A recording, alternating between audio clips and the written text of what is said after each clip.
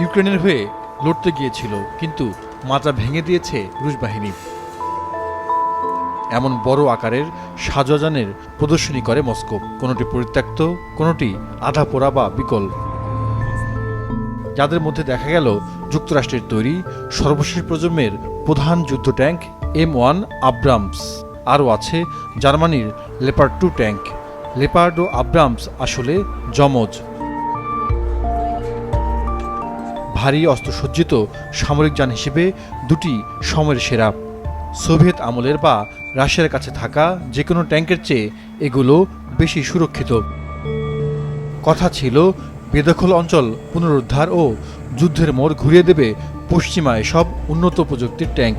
সে পরিকল্পনাতেই অস্ত্রের ভাণ্ডার খুলে দেয় মিত্রদেশ যুক্তরাষ্ট্র, যুক্তরাজ্য, জার্মানি, ফ্রান্সের মতো দেশগুলো। রাশিয়া এই প্রদর্শনীর মাধ্যমে নিজেদের সামরিক শক্তির জানান দিতে চাইছে। ইউক্রেন যুদ্ধে বিজয় হবে তাদেরই, এমন বক্তব্যের প্রতি জনগণের আস্থা বাড়াতেই এমন উদ্যোগ। দাবি করা হচ্ছে পশ্চিমা অস্ত্রে যুদ্ধের ফলাফলে কোনো অবদান রাখছে না। ইউক্রেন যুদ্ধে রাশিয়ার সামরিক জানও যে কম খোয়া গেছে তা নয়। ইন্টারন্যাশনাল ইনস্টিটিউট ফর স্ট্র্যাটেজিক স্টাডিজের হিসেবে ইউক্রেনে কমপক্ষে ৩,০০০ রুশ ট্যাঙ্ক ধ্বংস হয়েছে।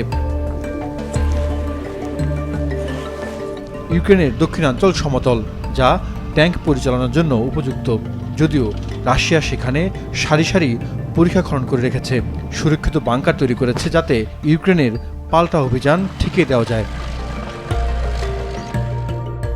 জাহিদুর রহমান, মাছরাঙা নিউজ ডেস্ক।